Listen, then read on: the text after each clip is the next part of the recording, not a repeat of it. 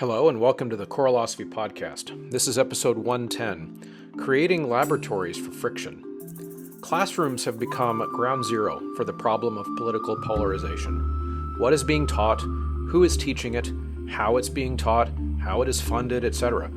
Are we really teaching critical race theory or are we not? Should we even be? These and many questions have become a toxic political football. The problem of this polarization impacts the classroom in a unique way, largely because many of the people on all sides of these conversations do not want their children caught in the middle. As a result, I believe that teachers are morally bound to model curiosity, radical inclusivity of viewpoints, as well as the respect that most easily comes from trying on each other's shoes. Sadly, though, our politicians and teachers' unions and professional organizations don't model this. We are swimming in almost an entirely politically homogeneous pool within the education profession. The problem is that our students aren't. It's time for us to share the pool. I am joined in this conversation by author and journalist and recent TED Talker Mónica Guzmán to discuss why most of our assumptions about the beliefs of others are probably wrong. This term, a laboratory for friction, is one that Mónica came up with later in the podcast to describe the ideal classroom that we were discussing, in which the educator has made the radically inclusive decision to intentionally create a space in which students are able to learn from each other through open dialogue and the safety to be the only dissenting voice. I think you're really going to enjoy this conversation with Mónica Guzmán, who herself is the child of Mexican immigrants who voted for Trump. She sits on the left politically and has had to figure out how to reconcile this friction in her own life.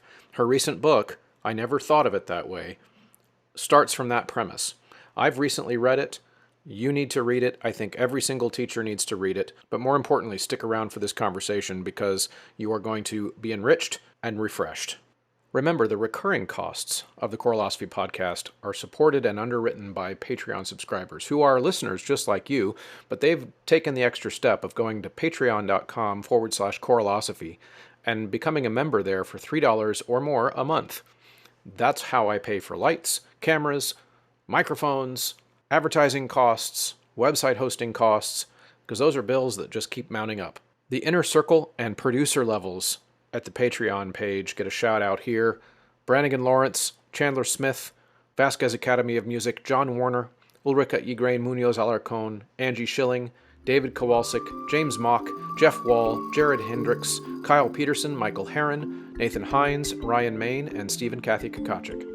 All right, everyone, I am here with Mónica Guzmán, who is a journalist and an author, and we're going to have a conversation about something that I think everybody needs to understand and needs to really dig into, which is how to have conversations with people, especially ones that are different than we are. And so Mónica recently wrote a book called I Never Thought of It That Way, and I have read it, and it's fantastic. I think everybody should read it, but I think more important are the ideas that are contained within. So Mónica, welcome to the show. Hey, thanks for having me. And it's good to see you again. So first thing I want my audience to understand and hear about is kind of the tagline of your book, which is this idea that of your political background versus your parents' political background, kind of where you come from, and how this idea seems to be like a paradox, right? So tell us your story a little bit and how you came to write this book. Yeah, so you mentioned the subhead of the book. The book is called I Never Thought of It That Way: How to Have Fearlessly Curious Conversations in Dangerously Divided Times. So, the key piece of that, I suppose, is fearlessly curious. I have a politically divided family. We are Mexican immigrants. We've been citizens since the year 2000, and I vote liberal and did so in the last two presidential elections. My parents are genuinely very conservative and voted for Trump enthusiastically in both elections. So ever since 2000, really, where I discovered a Bush Cheney sign over my mother's desk in her home office, I was 17 at the time, I knew that we were politically divided. Before then, I thought all of our arguments over the dinner table were just philosophical. I didn't realize we would actually end up voting very, very differently because I wasn't thinking. But then it became very clear. Yeah, and they were just, I remember all these conversations at restaurants because we speak Spanish to each other, and we lived in New Hampshire, in a part of New Hampshire where there weren't a lot of folks who weren't, white and English speaking. We were able to speak, I think, at a higher volume because we knew no one could understand us. So it was like, well, it's not like we're interrupting anybody. It's just all background gibberish to everyone around us. So I remember having fairly loud debates that would only get louder and louder about whatever Glenn Beck just said, because my parents loved Glenn Beck, or whatever was going on that we thought was worth jumping into. We're always debating. It was in the 2015 election that things got really intense because for me in particular, with the candidate on the Republican side, I was just so beside myself that they would still vote for someone who to me was so beyond the pale. And the conversations got really, really intense. And yet, somehow we were able to not only have those conversations, but actually understand each other. And I realized that I got to the point where I could say, not only that I understood why my parents voted for Trump and they understood why I voted for Biden, but that if I were them, I would have voted for Trump too. Mm-hmm. If you had walked their path, right? Exactly. Yep. Yeah. So I wanted to have you and this perspective on the show primarily for two reasons, which is that my audience is typically teachers and in the arts. And of course, those two segments of the population are notoriously politically homogenous.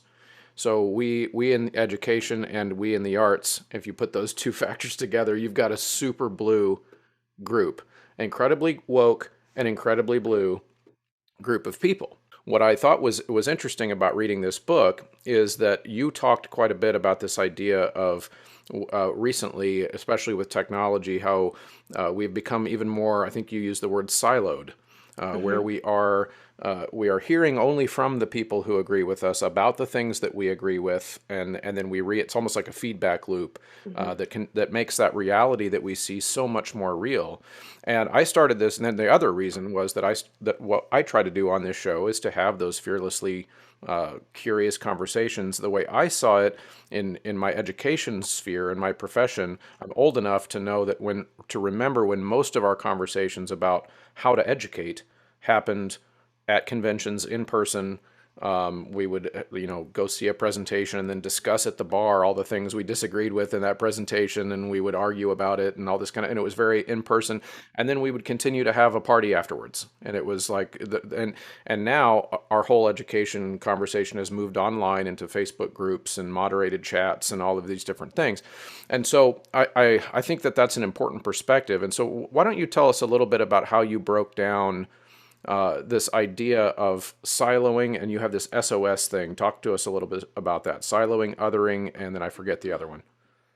Yeah, it's sorting, othering, and siloing. There you so go. The Okay. SOS, yeah. The SOS is it's the call for help. It's the reason we got here. It's the framework that I present to explain how forces of human nature have led us to where we are, as they always do.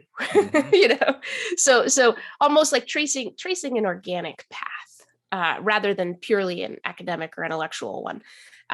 Sorting is the human tendency to be around people who are like us, a tendency that is only enhanced in times of stress and anxiety. We don't want to add more discomfort to our lives. And when we are around people who differ from us in ways that matter to us, that's just adding friction. Why would we do that? The world is scary enough. Othering is about putting distance between ourselves and those we deem different. And research going back decades has shown that difference doesn't have to be that meaningful for human beings to discriminate against different groups, even in subtle ways. So siloing is it's kind of the big kahuna. It's the most pernicious one because it's about the result of sorting and othering. When we silo, we are using all these wonderful inventions, including the smartphone, to really amplify the tendencies that we already have to be surrounded by the voices that reflect us, affirm us, point to the bad guy in the way that we want the bad guy to be pointed out. And so thanks to all that, we have this custom world that competes with the more spontaneous world of spontaneous collisions and wins because it's a custom personalized world that we have built. And so what it does, it accelerates the impact of sorting and othering. It deepens our divides, it amplifies our fractures, and puts us in a place where our thoughts are they're so like vicious and pronounced at times when it comes to the other, that these fractures seem even harder to address.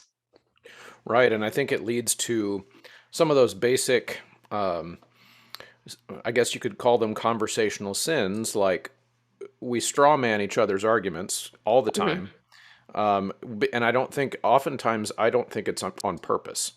I think it's because we've built such a fence around us with our likes, with our people who we like, and our people who are like us, that it doesn't even cross our mind that the person who disagrees with something very deeply might be looking at it from a completely different angle. They might even care about something on that issue that we didn't even know existed.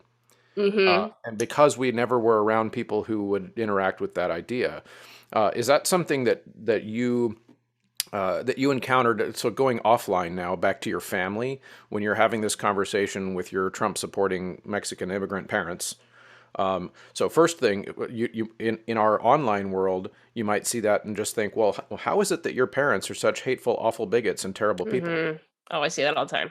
Yeah, right. So talk to us a little bit about what that was like. Yeah, well, with my parents, as you were talking about straw manning, I was kind of transported back into the many moments where the following would happen, where they and I are arguing about something, let's say it's an Obama policy versus a Trump policy on immigration, just to throw out an example. And, and I would with confidence and my great, skill to articulate my points, deliver the opinion that I hold. And then they would point out, they would almost kind of raise a finger and want to correct something, no, that actually wasn't just a Trump administration policy, Monica. That's not true, but he put kids in and what I had done is I had straw man that whole thing, right? What Republicans want is to put kids in cages or whatever. It's like clearly Trump or whoever didn't care about this, blah, blah, blah. It's that simple. And so what my mother will do, and actually did do in this particular argument, is, she raised the finger. She said, no, Monica, that's not true. That's not it at all. It's a lot more complicated than that. Obama's policies led in a way to some of this. And my first thought is like, no, you're wrong. You're lying. That's not true at all. What are you talking about? And what I recognize in myself in that moment is that I have full confidence in what I have been hearing, which is this is entirely the malevolent act of one administration, and that there's nothing else to say about it. And I remember at that particular case, I was able to hear her, and she's like, no, it's this and this. And I was able to think past, she just gets that from Fox News, whatever. And then I look it up and it's like, oh, it actually is more complicated than that, right? So yeah, with my parents, straw manning shows up usually when we reveal each other's arguments backing up our opinions as being too simple, because they hadn't been interacting with the other side to get the right kind of nuance and challenge. It's a very annoying thing. Like the instant feeling is like, ugh, no, they're wrong. This is dumb. What are you talking about? I'm sure I'm right on this. And then and when you calm down and you look at it, it turns out to be complicated. Right.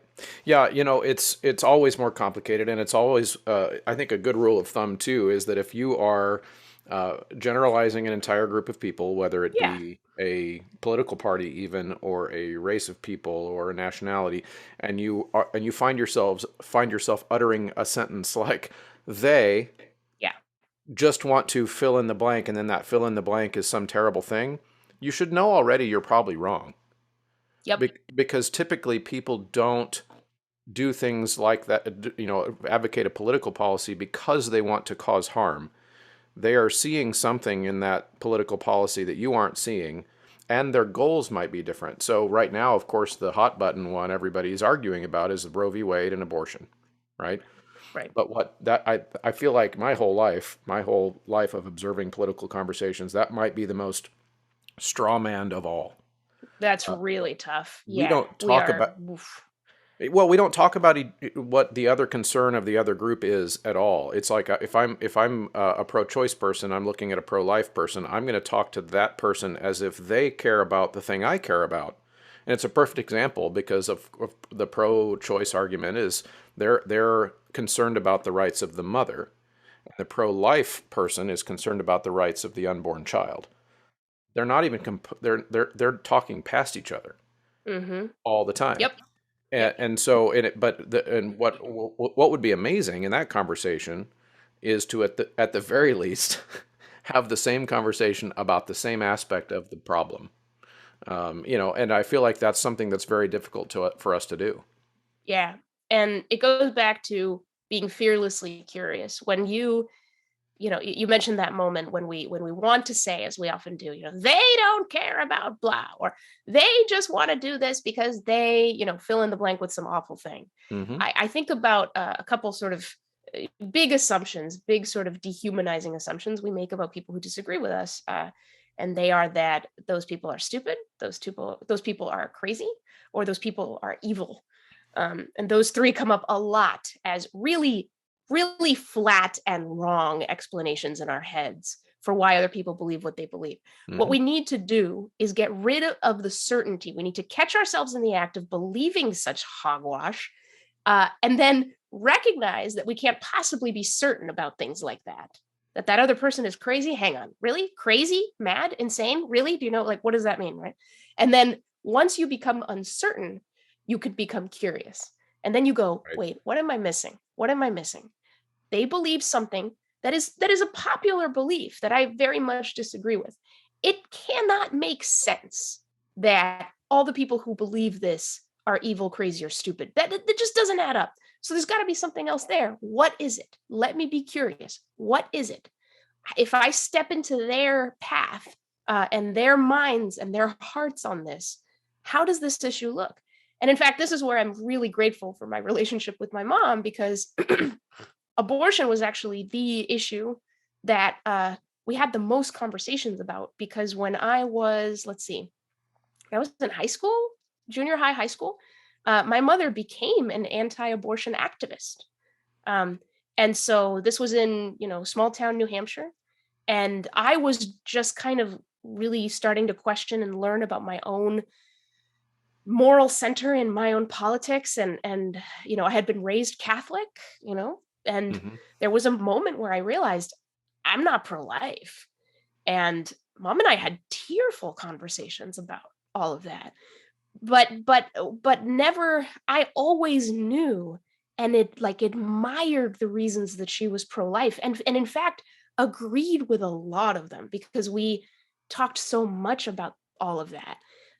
So I've emerged as someone who is politically pro-choice, but but when people on my side, right on the left, make a lot of sort of assumptions sometimes about my views on abortion, and they Hmm. believe that I am more left on it than I really am. And because of my relationship with my mother, watching her fight for the pro-life side, watching her take, folks in my Catholic high school down to the March for Life march that happens in Washington, D.C. every year, watching her come home from an abortion counseling center crying, like traumatized, affected, trying to help women, through the issue.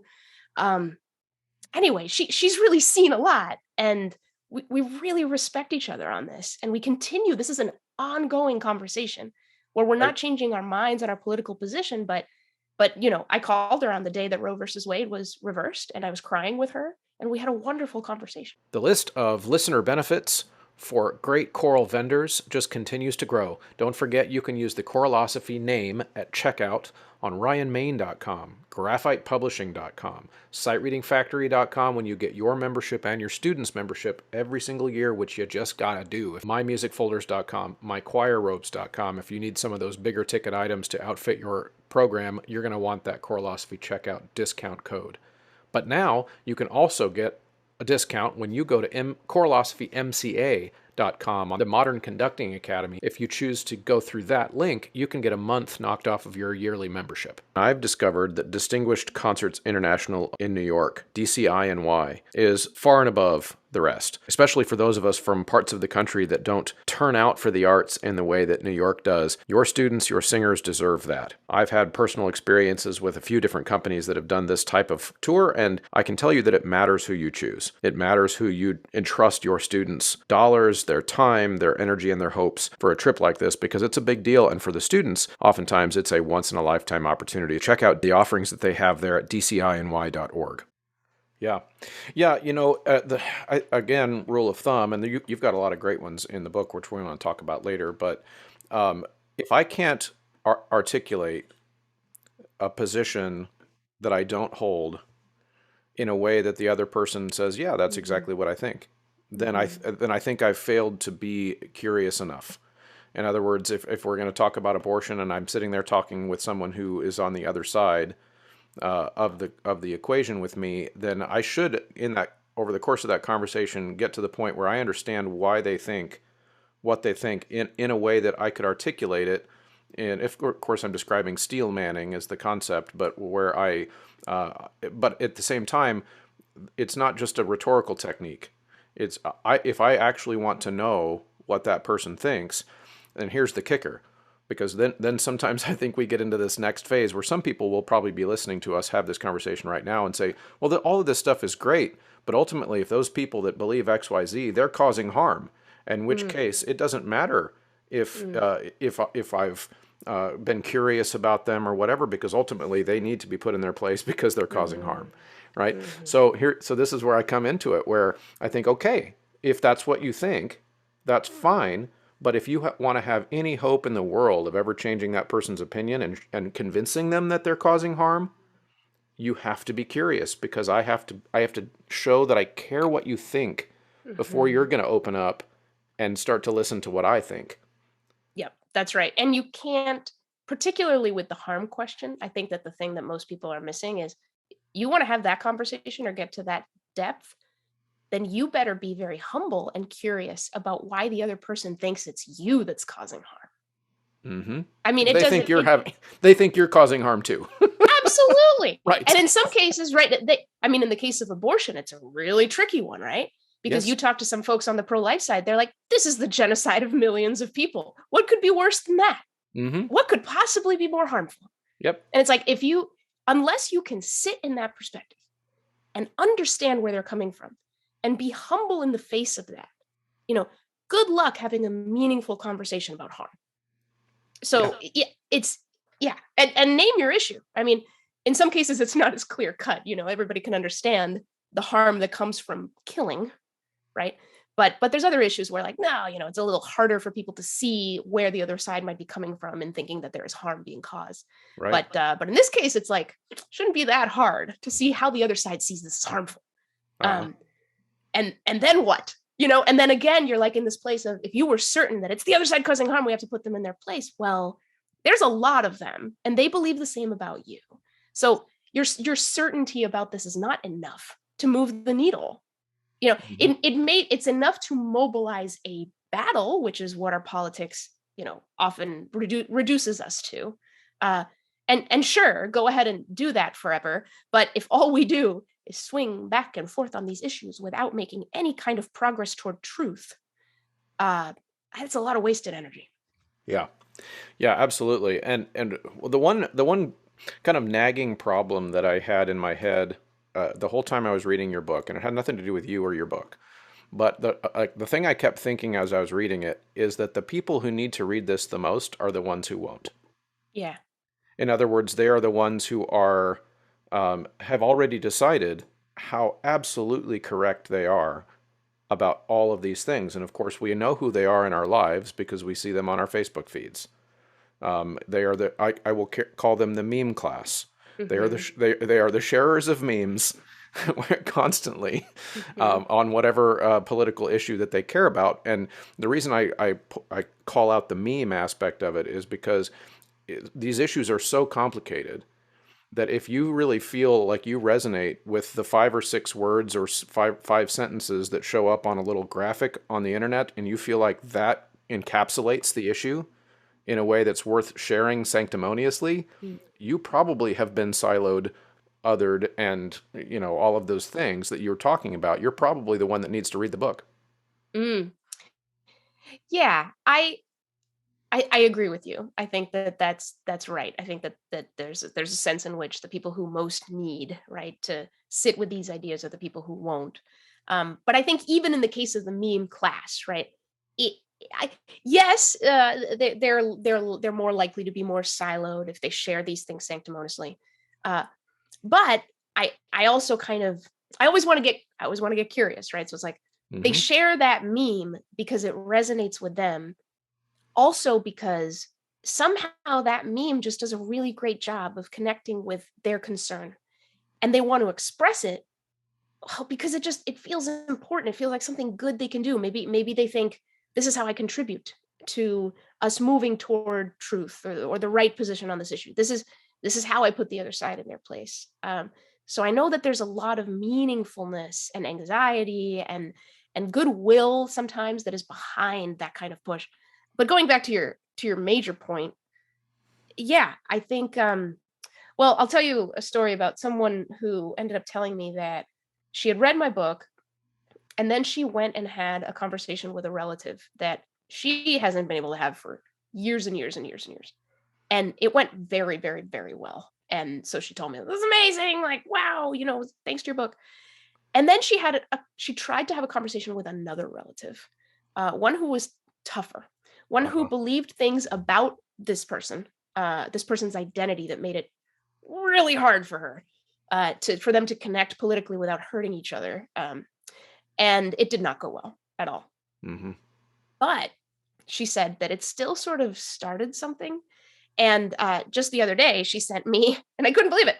She sent me screenshots from, it's her aunt, from her aunt. She had gotten the book for her aunt, and her aunt had started like doodling like the eyes on the cover and all of these lessons from the book in this notebook. And my friend is just like beside herself. I didn't think my aunt would want to read this. And she did. The aunt wanted to read it not because she was ready to question her own beliefs, but because she wanted a relationship with her niece. And so in other words, I think that it is very difficult, right, for someone who has figured out a set of habits and routines, including posting memes on social media that feel right for them, and no one really understands in their life why. It's annoying to some people, it's wonderful for others, but they have their habits and routine. It's difficult to reach them that way. But Hmm. I think it's about relationships. That's what this is really about. And so, yeah, people are willing to say, well, let me figure out how to be able to talk to this person who I love but don't know how to reach, and I want that relationship, and so therefore, let me think about how to talk to them, and then the other stuff follows. Right.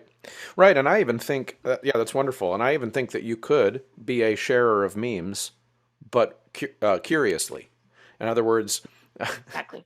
you could you could post the same meme that you think is like that really nails it, and change the posture that you post it with by simply asking a question about it rather than making a statement about it.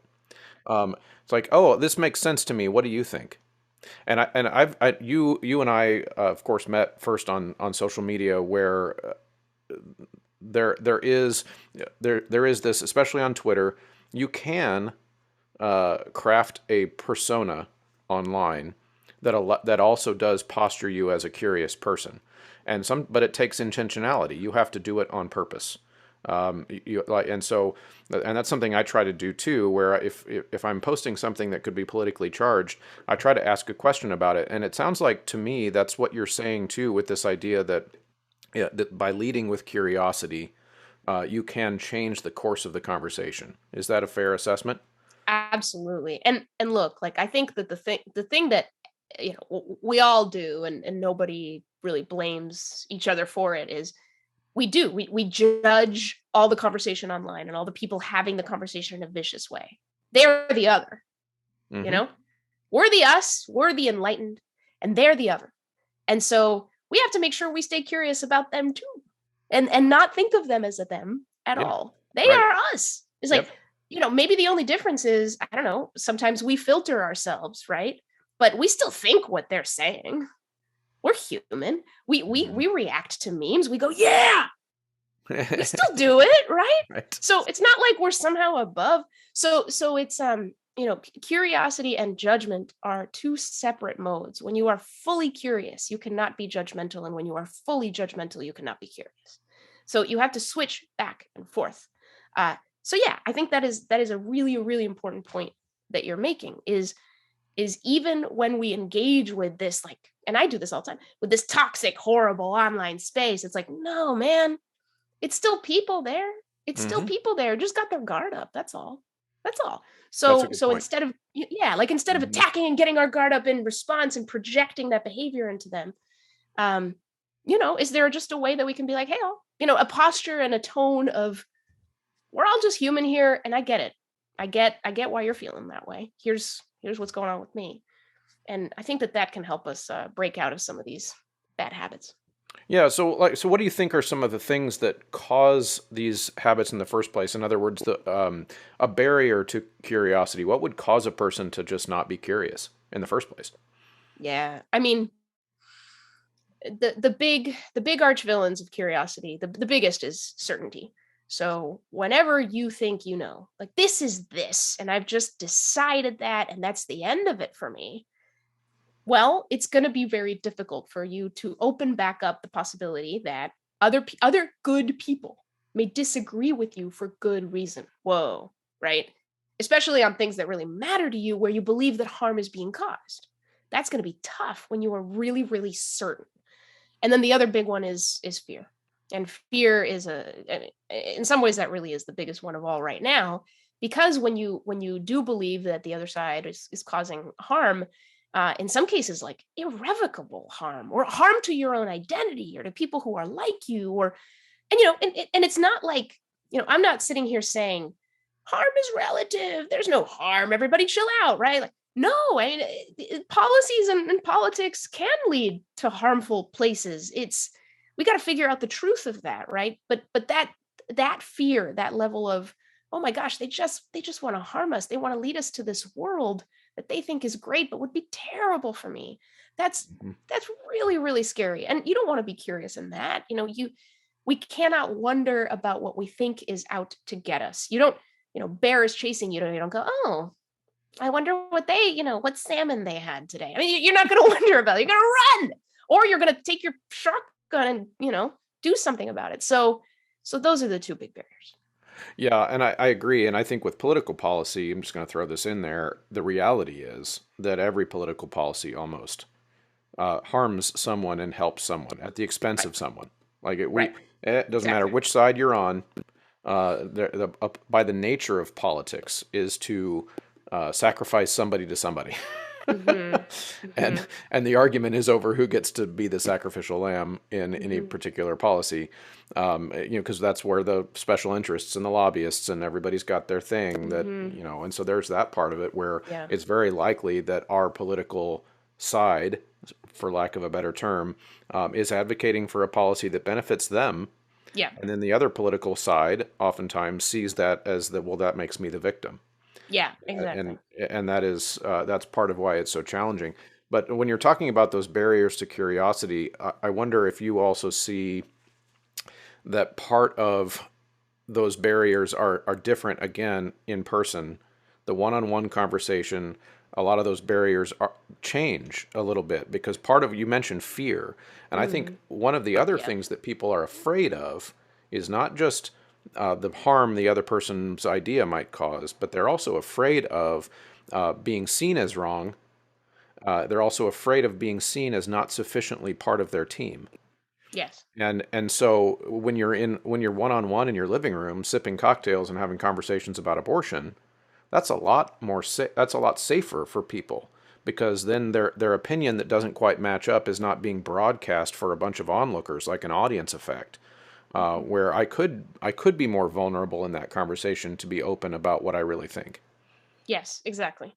Mhm. Exactly. There's a lot of ways in which being in person reduces both the barrier of certainty and the barrier of fear. The Mhm. barrier of certainty is reduced in language. When we're on social media, we have to kind of just say the point, right? We don't have a nice little warm up of, oh, hey, how you doing? Yeah, how's the weather? How's traffic? Well, here's what I think. I kind of think that this Roe v. Wade thing, it's like blah blah blah blah. We don't have room for those words, that the on ramp words on social media. I think that the sort of words that soften and allow our ideas to mix when we're in person, right? We lead gently into that. We have this wonderful skill of human conversation, where we can take a little bit of time to have language that is flexible. None of that works when we just write and drop emojis. So certainty is it uncertainty is easier when you're together, being open to the other person. But then, yeah, like you said, it's also fear. As you said, when you're on social media, you're always performing to some degree, because there's a bunch of people who are not actually participating in your conversation, but are lurking, who are judging, right? But not participating. So you don't know who they are. It's a big panopticon, and you have to just behave a certain way to make sure that you don't end up like paying later for whatever you're Right. tweeting now. Yeah, But right. but in person, yeah, everything's contained to the people actually participating. And that gives you an enormous level of freedom to be candid. And candor is the thing that, God, candor is honesty, plus openness. You can be honest and you can be open. You can dig a little deeper into what you really mean. And it's a lot easier to do in person, and it's a lot less scary to do in person because the consequences are not as grave. But the other reason that fear really reduces is, and there's a famous Brene Brown quote, something like this, right? But it's hard to hate up close. If you are already in person with a person, then clearly you don't think they've got a hatchet, out and ready to cut your head off. That's one thing. And you can see that they are smiling and they're just like you, and they don't have horns on their heads. And, wow. So yeah, so the barriers to curiosity really are naturally much, much lower when we have more of ourselves in the picture. Yeah. Yeah, one of the things that makes me passionate about this topic, where it comes from for me, is, in other words, if someone were to sit down in a living room with me and have a conversation about why I care about a book like this, why I care about ideas like this, why I care about, we haven't talked about Braver Angels yet, but you work with Braver Angels, which is an organization that is kind of forces people to sit down, forces, so to speak. But Well, yeah. you're not rounding people Not up. forcing. Yeah, but you are Yeah. you're facilitating excuses, so to speak, for people to sit down with people that are across the aisle from them and have these conversations. And I'm passionate about it because I'm a teacher, and I feel like it is my responsibility. And this is a minority opinion, as far as I can tell, in education nowadays.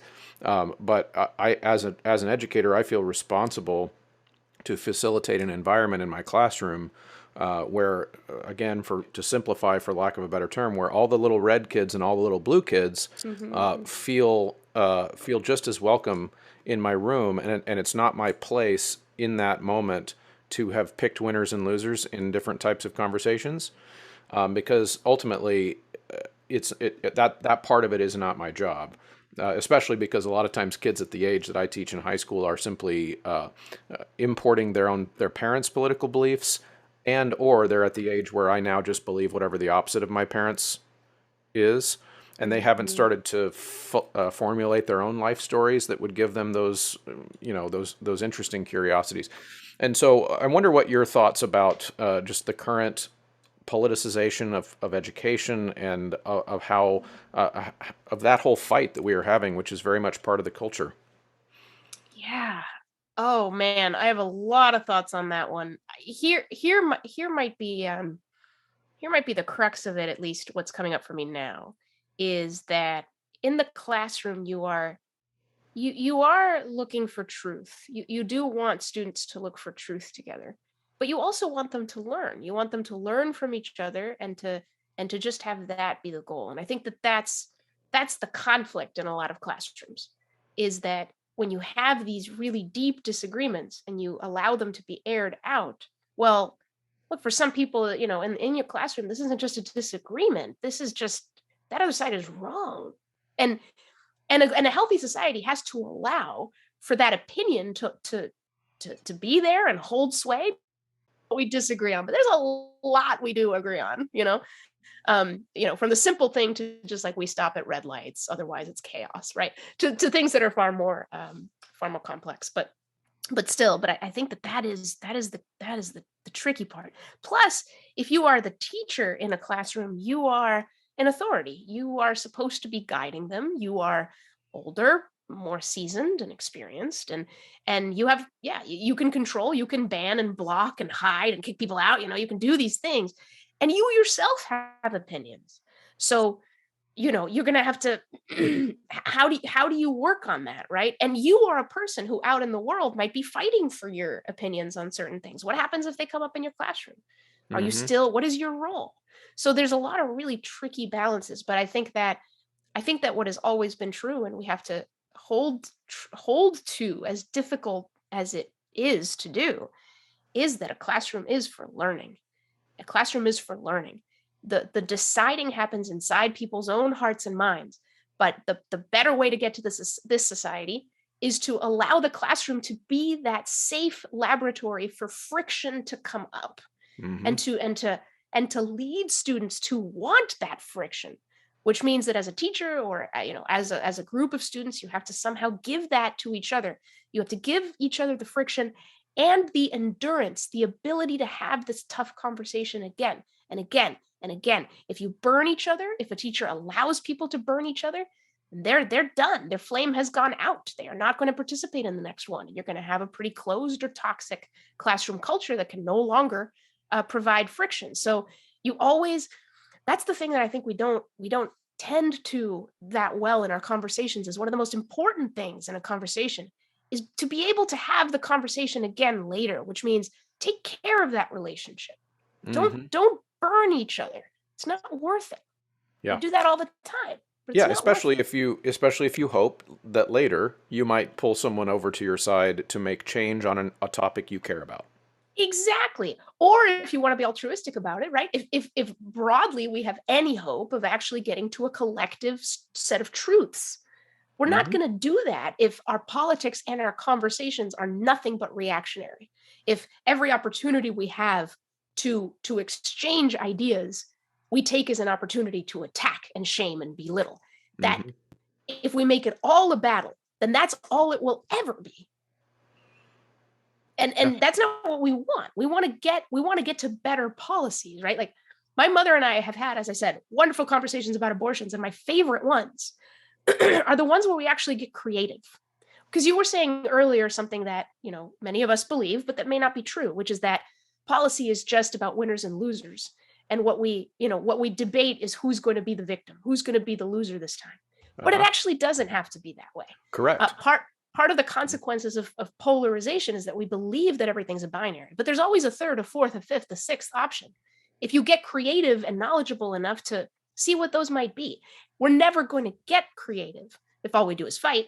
But my mom and I have we've sat there and been like, man, isn't it funny that in all of this money spent in the abortion fight, there's how much money has been spent on, like, I don't know, can we make a machine that could grow a fetus outside a woman's body?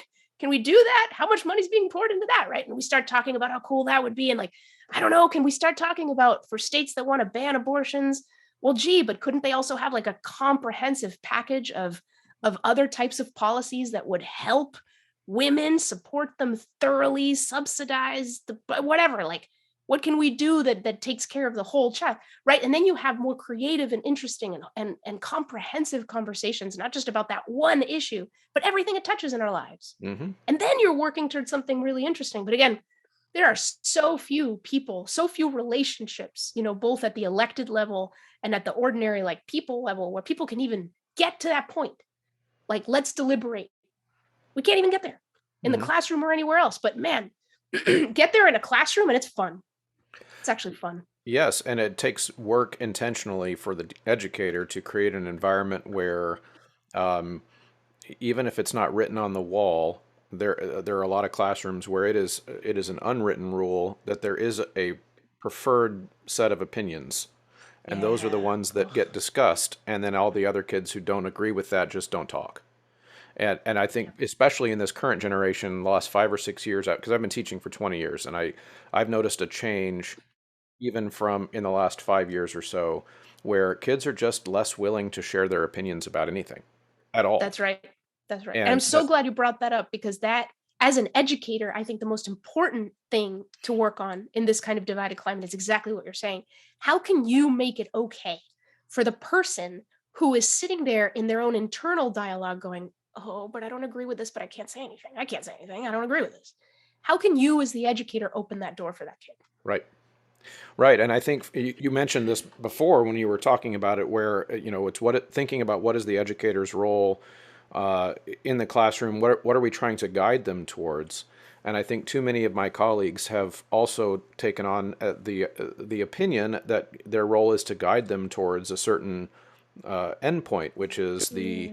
uh, there are correct answers about race and racism. There are correct answers about how to teach history. There are correct answers about how to talk about social issues.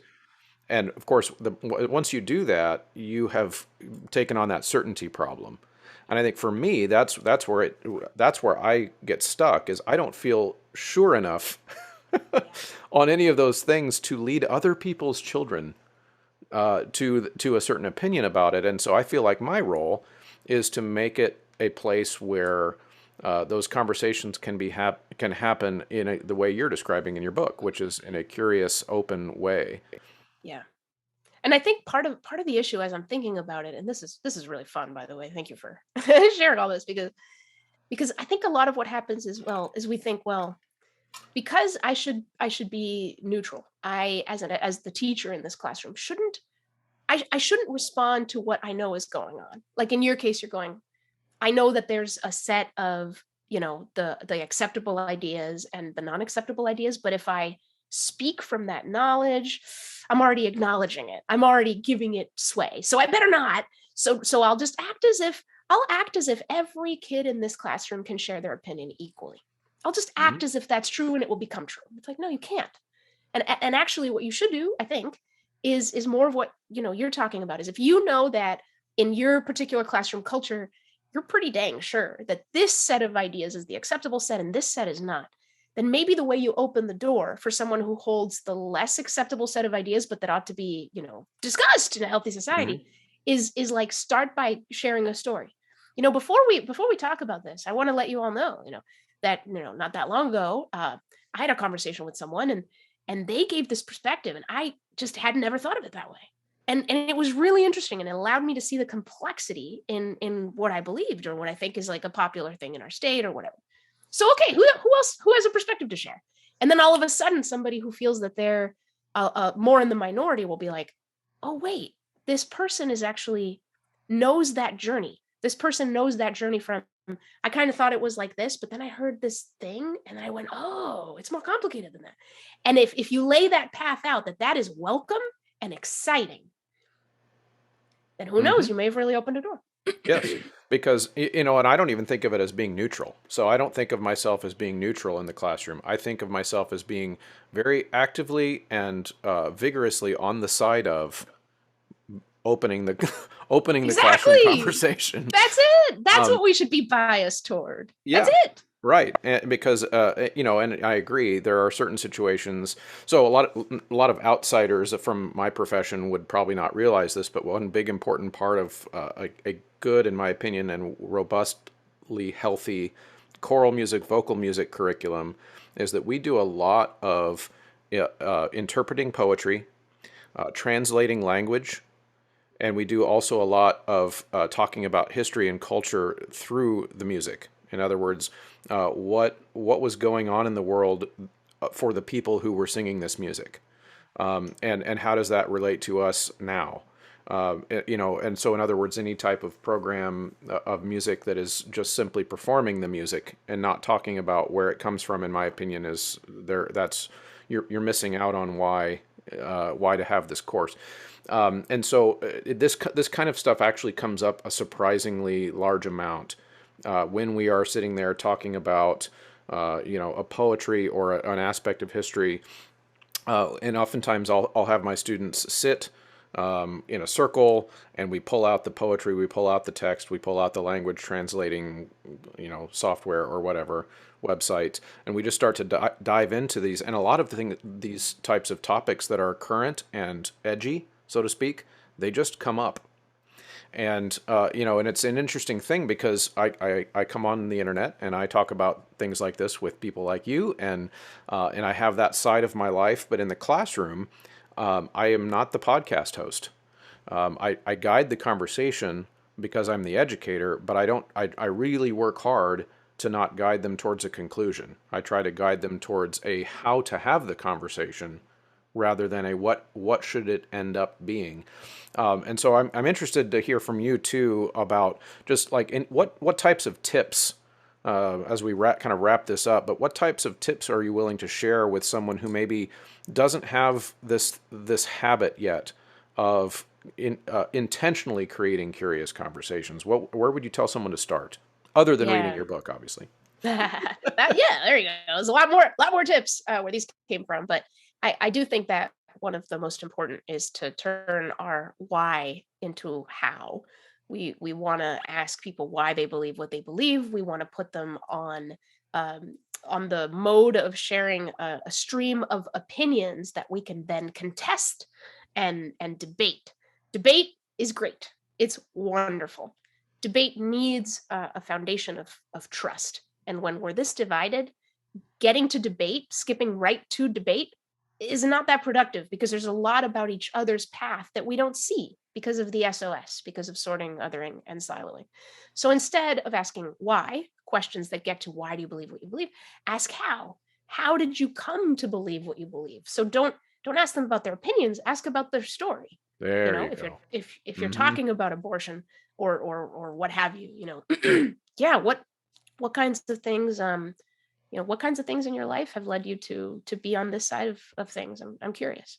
And then people will share a story with you where you can really relate to their humanity and connect with where they're coming from. And you're a lot more likely to see those things that you might be missing about their perspective that are going to complicate your own. So that one's really important. Uh, Honestly, curiosity begins internally. So we do judge and we are scared and we do want to be certain because it's easier. And so you have to be able to detect within yourself those moments of absurd certainty, like what you said. Well, they just want to blah blah blah is always going to be too simple. Mm-hmm. Always. So do you have the courage to question yourself? And the best question to begin with internally is, what am I missing? The assumption embedded in that question is you are missing something. Mm-hmm. Find out. Go find out. Have the humility to do that. So those two things I think are going to take you far. And do I have the courage to be seen by others as questioning whether or not I'm right? That's I think the roadblock for a lot of people. Absolutely, because if you are the only person questioning, that's where it's really hard. I could write a whole other book on that. Yep. Where you're in context, as most of us are. I'm swimming in blue pools everywhere I go, and the entire the water, the air is blue, and I'm not even red. How do what I want to do is help people challenge, and I want to bring what I've learned from my mom and a bunch of conservative friends I have into the conversation, but I don't even represent it in my own story. How the heck do I do that? Do I just have to swim in this blue pool? I don't want to. I want to swim in something truer. And it's so hard. And but I'm a professional. I'm a journalist. I've been asking questions for a living. Like, I have tools and resources that I've practiced over and over again, but that stuff is tough. You're right. You're right. Speaking of swimming in a pool. So last night, we're recording this on July 5th in the morning. Last night, it was July 4th. I was celebrating with my mostly conservative family. I'm a little bit more not politically aligned. My family, I'm the raging lefty in my family as well. Mm-hmm. Although I'm not left wing at all. Yeah, but compared to my family, yeah, I am. And so we're floating, drunkenly floating last night in a lake on watching fireworks go off, and floating next to some people who I know a little bit, but I don't know them very well. And I discovered the abortion topic came up. And it turns out that I was floating around a group of people that one of the things that had brought them together in their life, they had their own boat tied up next to ours, and they were floating there, and we were talking about how one of their connecting aspects of their life is that several of the people on that boat were adopted, and they have also then adopted other people. And Wow. I had not proclaimed my opinion about abortion at all, but the topic came up, and I started to learn really quickly that they were pro-life, but not dogmatically so. In other words, they understood that there are certain situations where life's not that simple, and that there needs to be some type of provision for how to navigate those things. However, you could understand very clearly and very viscerally why abortion was an important topic to them, because they saw themselves as potential abortion victims, Mm-hmm. because Wow. they were not wanted Yeah. by their families, and how grateful they feel that somebody came along and took them in, right?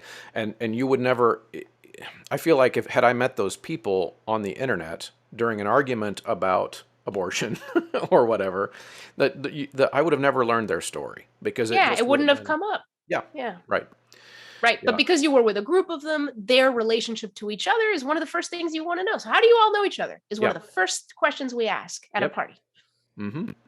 Yep, absolutely. And it starts with curiosity. It starts with, um, they're more likely to listen. And later on, by the way, in that conversation, I did share some of my opinions about the topic. Mostly I mean, we don't have to get into it, but my thought is that I actually do also think that Roe v. Wade was a politically fraught and really, really legally weird decision that caused a lot of problems, namely that it pressed pause on our national conversation about a lot of these things, and now we've had to press play on those things. But at the same time, I also am not dogmatic about the topic. I understand that it's a conflict of two rights, two sets of rights, and there is no easy answer. There just isn't. And so one of the reasons I again wanted to bring you on and have this conversation today is I think that this is a great metaphor, this abortion topic that we keep bouncing back to because it's hot right now. But it's also a great metaphor for a lot of political topics that people, they believe they've found the right answer, and it's an easy answer with no victims. And then there's another group that has found, they think they've found the answer, and it also has no downsides. And then thoughts Yep. about that? I think this is yeah. No, for a lot of reasons. We mentioned Braver Angels. Braver Angels has Braver Angels debates, which are our signature national event. Hundreds of people join a Zoom room and go through the structure where we can actually speak. And we just recently had an abortion debate. Speak from both sides of a really tough issue in a way that helps everybody understand the other side. It's a miracle. It's really Mm-hmm. cool. And when the Braver Angels debate team was preparing to do the abortion debate, they went through a lot of sort of internal reckonings, because they're like, this one's different. This one's really hard. This one has such a strong moral component that is so difficult to get around. This one is compromise is a lot trickier. How do you Mm-hmm. compromise on this? Yeah. So yeah, this to me is the biggest challenge in a lot of ways. Like, if you can do it with abortion, if you can have these conversations with abortion, you can have them about just about anything. If you come at it with a strong opinion. So yeah, and so I think it's a challenge and it's an opportunity. It's an opportunity right now for everybody to say, okay, let me roll up my sleeves. Let me get curious. Let me see what I'm missing.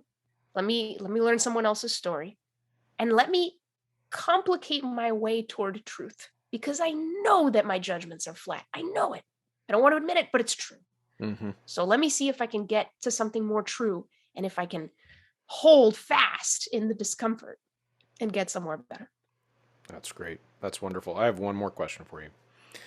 Mm. So let's say somebody's listening to this right now, and they deep down kind of recognize that they're pretty siloed, and they're in a blue pool or a red pool. Like I mentioned before, in my audience, it's more likely a blue pool. But what if you're able to share a nugget of wisdom with that person who's afraid to break free from their silo because it's so comfortable and safe?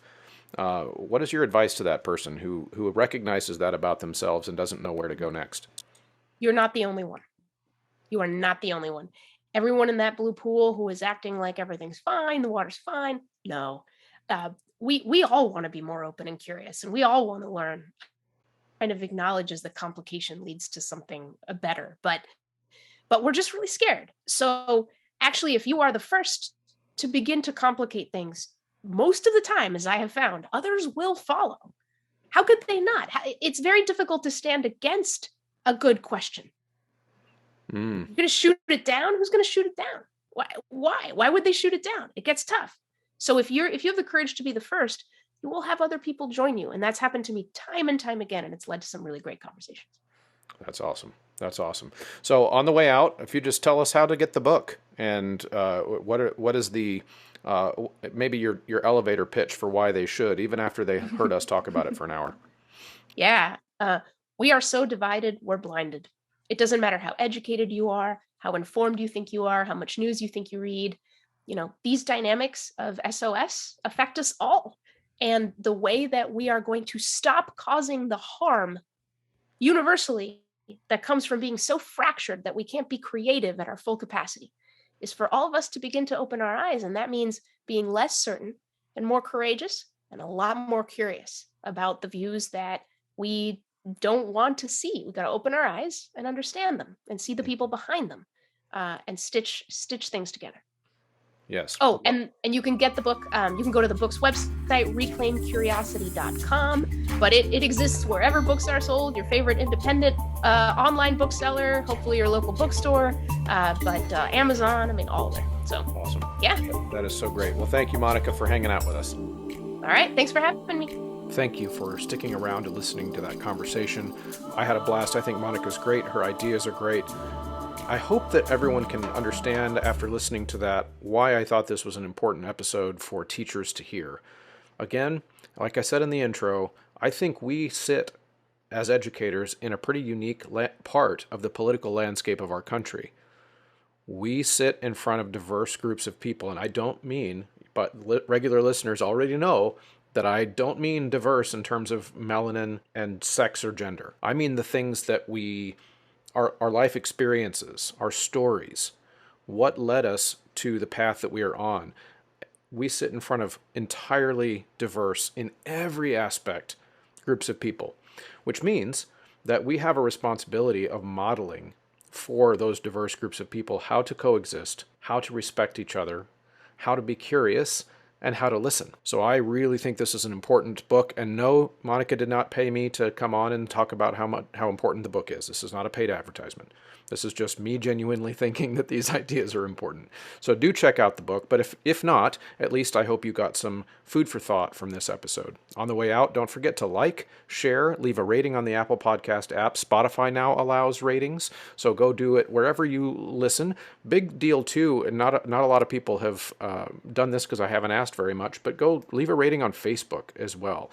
All of these types of things are ways for people that have not yet seen the show to see the show. And believe it or not, there are still people that have not seen this show. So you need to get the word out. That's the best way you can help me.